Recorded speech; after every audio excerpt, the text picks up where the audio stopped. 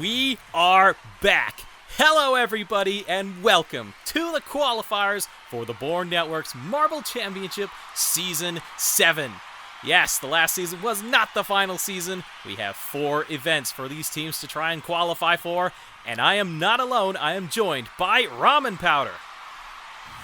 Hello everyone, I'm amazed to be back here. I did not expect to be back here in the commentary box for another The Bourne Network event here in the Bourne Network's Marble Championship, but it's a pleasure to be back here for the qualifiers for Season 7, hosted by the Windbreakers. The teams, 12 teams in 2 groups here, where the top 6 will join the top 4 overall from last season that are auto-qualified. That's the Windbreakers, the 3rd place in season, hosts of this season, who will be right now here in the friendly round, as well as the Iron Skies defending champions, Starlights, 2nd place, and Team Watermelon, who got 4th place in Season 6. So the Windbreakers will show us how it's done with not a great run here in balancing 2 off to either side. And of course, in the Bourne Network, there is the iconic bullseye at the end. If you can get marbles close to the end and get it through the center, you'll get an extra bonus there. Of course, Windbreakers didn't even come close here. Only 2-1-0 for them. So not a great start for our host, but perhaps just flinging off the rust as we move to our defending champions. Iron Skies took home a very exciting victory at the end of Season 6, and they're also not going to get close to the bullseye, but overall, that run certainly looked a lot cleaner and a lot more compacted than the Windbreakers did. So the Windbreakers already not going to win their first event as host, but it's the friendly round. I think these teams have a bit of a chance to just stretch their, well, I was going to say legs, but they don't have legs. Anyway, Iron Skies 277 as we go to the Starlights, the 3rd run of balancing. How will they do? Of course, the Starlights have been busy in the off-season, coming off hosting Marble Invite Season 3. We'll see how that works out for them. They have 2 that get a decent distance past 80, around 85 range, but 2 also fairly early. Should be better than the Windbreakers here. Their top 2 marbles definitely did better than any of the marbles of the Windbreakers, but it's just going to come short of the Iron Skies. 2-3-5, respectable compared to what we've seen, but not a winning score for the Starlights. Now, the final team that was in the Season 6 last season, Team Watermelon, we'll see how they can do here. The green marbles get out in front. They'll also get by around the 80 range, but the other 2 marbles going off on the far side, this I don't think will challenge the Iron Skies either. No, 233. Wow, that is 2 single points off of the Starlights, but it's going to be 3rd. The Windbreakers will do the worst of the auto qualifiers, but cut them some slack. It's been a while since the final season. Now we have the semi-retired teams that are showing up for the friendly round just so they can stretch their legs as well. It's the Twilights, and the Twilights are going to have one almost get to the end. That was over 110, so certainly no athleticism lost on the Twilights since they last competed. Yeah, for sure. That individual marble, that is by far the best performance we've seen from any marble all event here. 107 for M4, and that is just going to be 4th place though. The other marbles didn't do their part, and despite that single marble carry, it's not enough. It shows how consistency is important in balancing. Now the Gardeners, we'll see how they can do. Lots of tough competition here, but it's not deterring them. They'll have 2 marbles that get by the 90 range. I think that second marble might have gone short of the 90, but one of their marbles will get past the 100. That's a great run for the Gardeners. Will this challenge for the lead? They had 1 early loss on the far side, but that's good enough for 2nd place. 258 for them. Gardeners. Wow, these semi-retired teams certainly a lot better than maybe some of us thought they were going to be. Swamp Crashers. They haven't done much since the failing to qualify for the final. Oh my goodness! And that's going to be a great run for the Swamp Crashers. 2 of their marbles getting very far, and the other 2 didn't actually fall off too early either.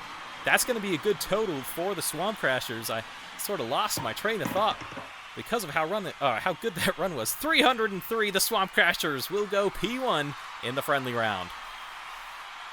That is amazing for the Swamp Crashers here, showing that they still have it. What can the Hawkeyes do? The final runners in the friendly round balancing.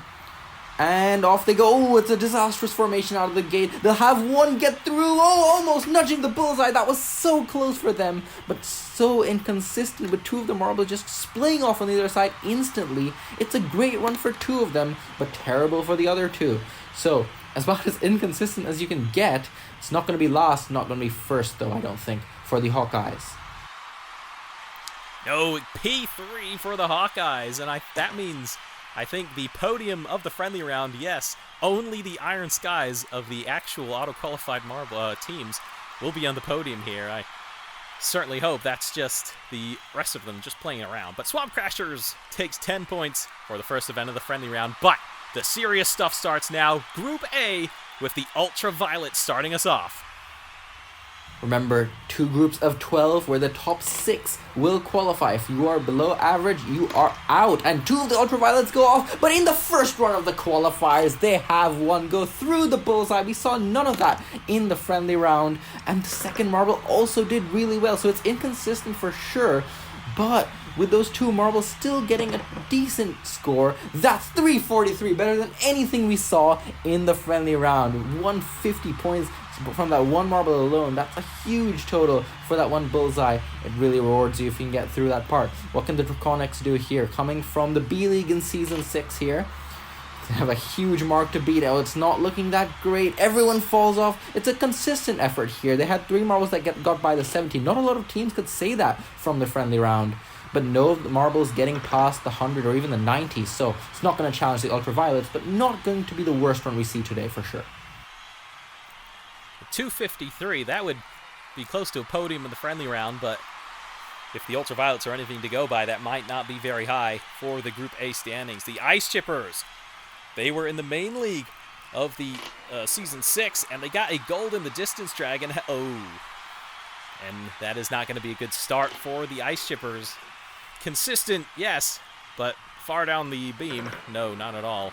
Let's have a look. Yeah, the first and the third marble went to the right, the second and the fourth marble went to the left, and that was not the way to do it. 201, not a good run from the Ice Chippers. Yeah, no, I'm noticing a lot of teams are failing to keep a straight formation out of the gate. They split into 2, and that really kills some of the runs of the lower down teams. Now Team Mariana, a bit of a long hold in the gate there. They'll have 3 marbles that go off early, but one of them will get to the end. Not through the bullseye, but still a finisher for Team Mariana. That's going to carry their run though. None of the other marbles got even close to the 100 or 90 mark. And it's not going to be lost. It's definitely going to be better than the Ice Chippers. And that one marble does do good enough to put them into second place. A far cry from the Ultraviolets, who are almost 100 points clear. But still, Team Mariana, that one marble really pulling through for the team. We'll see what the Foresters can do here. Foresters, oh, it's clean out of the gate. They're not going to have a finisher, but 2 marbles making it to the second green block. That means that is a guaranteed 2 marbles getting over 100 points there. So this should be a pretty solid run. How did the other 2 do? Maybe around the 30-40? Yes, 292 for the Foresters. That's a pretty good run, considering what we've seen so far. Can the Flaming Cobras match that, or even match the Ultraviolets that we saw in the first run that no one has come even close to since? They get released, and that is going to be a disaster for the Flaming Cobras. The Flaming Cobras have excelled in balancing before. Of course, they are our Season 4 champions, but a disaster here. 3 marbles off to the near side, 1 off to the far side. They did have 1 get close to the 80, but that's still not good enough to put them out of last thus far. The standards in this group have been tough, especially compared to the friendly round. And the Flaming Cobras are plumb last right now. What can the Crossfires do? They're a relatively new team to the Bourne network. We'll see if that helps them or hurts them. They are looking very good here. Not the greatest formation out of the gate, but they have 2 marbles getting closer at the end. This might, by consistency, this might take the lead for the Crossfires. What a consistent run. None of their marbles off until past 100, I think. And that's going to take the lead. 401 for them. Well, the Ultraviolets thought they were safe at the top. The Crossfires come say, hello, we're going to take P1 with over 400. And it is going to be a challenge for any of these other teams to match that, I tell you that. Midnight Stars, they have had quite a few number of bullseyes before in balancing, but this is not going to be what we expect of the Midnight Stars. That's balancing has pretty much been their forte, but I don't think this is going to be challenging the Crossfires or not even the Ultraviolets. 250. That's going to be 6th out of 8. The first 2 marbles fell off immediately. And yeah, a bit of a worry there for the Midnight Stars. Yeah, that is alarming for a team who excels in this event. We'll see what the Penguin Patriots can do. Can they not succumb to the formation issues that some of the teams have had? Oh, they do. They have 2 of the marbles going completely in opposite directions on left and right as soon as they exit here. And they had the other 2 marbles still stay on for a little longer, but immediately drift off to the far side around the 70 range. That's going to be 7th. Not the worst run today, but well down the order, already guaranteed to be in the bottom half, and there's still 3 runs to go. What can the True Blue crew do here? In 10th run here, they've seen many teams fail to get a straight line out of the gate. Will they be trying to work on that here? They do go out of sorts out of the gate. They had 2 marbles trying to stay true to the center. So again, it's not going to be the worst run, but without a marble getting very far like many of these teams have had, it's not going to come close to our top runners here. Well, that's going to be 7th out of 10 for the True Blue crew. That's still going to be a couple of points, but certainly not what they were hoping for. And yeah, the marbles are really struggling to keep formation out of this gate. Can the Heartbreakers from the JDL, the Junior Duo League, our first team to show off from there? Oh, and it's not going to be great from the Heartbreakers. They suffered again. These teams, they just can't figure out this starting ramp. Look at this. Yeah, the 3rd and the 2nd marble just bounce off each other, and it is a disaster from there. It's not going to be last for the Heartbreakers, but 2nd to last is not much better. Yeah, those 2 marbles hanging on for dear life towards the end. That will get them just out of last. But now the Honey Badgers, after an absolutely dominant display in the Junior Duo League, lots of hype for this team coming into the Bourne Networks Marble Championship. It's looking pretty good here. 1 marble almost gets to the end there. And the other 2 marbles out of the other 3 did very well as well. They got towards the 90-100 range. It's going to be a consistent effort here despite 1 early fall off. The Honey Badgers, a great start for them. 3rd place out of 12 in Group A thus far. Not quite the dominant victories we've seen from them in the Junior Duo League, but still, with the tougher competition here in the Bourne Networks Marble Championship, they're going to be very pleased with that. And the Crossfires easily, though, are going to have the lead here in Group A, ahead of the Ultraviolets and the aforementioned Honey Badgers after this event. So, those teams in the bottom half, they've got some things to work on, but at the moment, we're going to focus now on Group B, the Wayfinders. Will start us off for the 2nd group of qualifying. Another 12 teams vying for these qualifying spots. And just like the Ultraviolets, we're going to start off with a great run from the Wayfinders. Look at that. They actually had really good formation out of the gate. It did fall apart a little bit, but that should still be certainly a 300 run, maybe close to 400. 387. Great run from the Wayfinders to start Group B. That is excellent. That would have been good enough for 2nd place, I believe, in Group A. So already laying down the gauntlet here in the opening run. Team Horizon in the 2nd one. Our Season 5 champions. We'll see what they can do here. And off they go, completely haywire out of the gate. 1 marble is going to get to the bullseye, though. They curl to the center, exactly where they needed to go, and salvaging what could have been a disaster for Team Horizon. That 1 marble is going to get by far the majority of this team's points here, and it's certainly going to, that 1 marble alone is certainly going to put them up perhaps 3 or 4 teams come the end of this group. 297 for them. Yeah, over half of their total is their leading marble. But hey, it's better than a lot of other teams will do, so they'll take it. Red Riots, what can they do after just losing the championship in a couple seasons? Starting well last season, very disjointed out of the gate, but 1 marble goes streaking ahead, and they'll hit the bullseye, almost go through it. It's another very inconsistent run here, but those 2 marbles had the space to keep it clean. Yeah, awful formation out of the gate for the Red Riots, but 2 of those marbles found a way down, 88 and 120 respectively, and that's actually going to be last out of the 3 runs. That is very interesting, considering how Group A went. And now we have the Black Markers, one of the most consistent teams in the Bourne Networks Marble Championship. And how are they going to go? 1 marble falls off immediately, but the other 3, they do very well. That should be a really good total for the Black Markers. That 1 marble's going to drag them down, but 3 of them getting over half. That should be a pretty good total. Let's see what the graphic says. 276. Okay, maybe not as good as it looked. but still third for the Black Markers. Yeah, some of our veteran teams are still struggling with the launch off the gate, but they're doing a good job of recorrecting and holding on after a poor launch. What can the Berry Blasters do? Another former champion. For them, it was Season 3 they won, but 3 of the marbles go off to the far side. They'll have one marble that gets to the end. Not a bullseye for them, but a much needed finisher for that leading Berry Blaster. All of those 3 marbles, I think they kind of been disjointed out of the gate, perhaps angled towards the far side as a collective, and that's going to be dead last. The standards in Group B, we thought the standards in Group A were tough. Standards in Group B might be even tougher as they go into last place. The Diving Dolphins, after a respectable Season 6, can they build off that? A great formation out of the gate, that's one of the best we've seen, and it's going to materialize into a fantastic run here for the Diving Dolphins.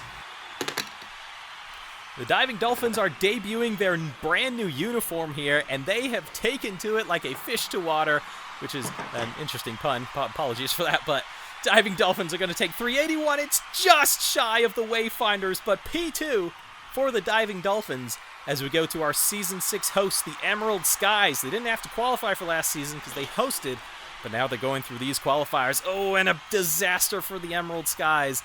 They got the balancing record in their hosting season last season, but this is a far cry from that, I'll tell you that. For sure, the Emerald Skies pressure has been getting to them perhaps because this is the first time they have had to try to qualify for the Bourne Networks Marble Championship. They've never qualified through the qualifiers. Perhaps it's getting to them. Team Clarity, we'll see what they can do. A much longer standing team.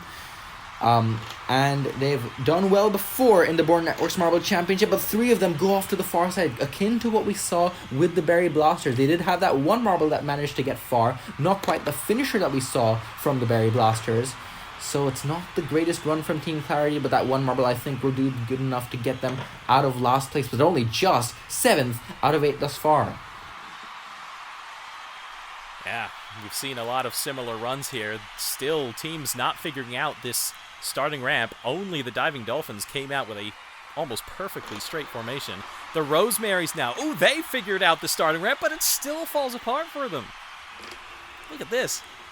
Dead straight, coming off of the ramp, but I don't know, they all kind of went to the top side, and then one of the marbles tried to curl down, curled a bit too much. Still solid, still respectable 272, and that's 5th out of 9. As we now head to the Alpha Hunters. This team never qualified before. This is their 4th qualifying attempt. Let's see if they see a bit of a success here in Season 7. Oh, they're going to have terrible formation, but 2 of those marbles are going to get decently far, and that is respectable from the Alpha Hunters. Yeah, they kind of had the opposite problem to the Rosemaries. The Rosemaries seemed to have the issue of the angle after the other launch. The Alpha Hunters didn't have that problem with 2 of their marbles, so it's still good enough for 7th out of 10, but they've had the problem that most of the teams have faced, which is that they can't get the formation right out of the gate. But now, on to the final 2 runs of the group, which means we go on to another Junior Duo League team. This time it's the Fire Tridents. Did very well in the Junior Duo League, but they had very poor formation, one of the worst we've seen all event today. And you can see, just 2 marbles. It's kind of like they're parting ways as soon as they exit, with 2 marbles going to the near side and 2 going to the far side. And that's going to be 10th out of 11. Their leading mark only being an 85. It's only a 205 for them.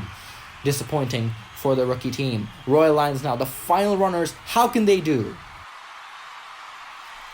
Royal Lions, they took 3rd in the Junior Duo League and had a very respectable end to the Junior Duo League, and they're going to have an issue here. No marbles getting past 90, maybe not even 80.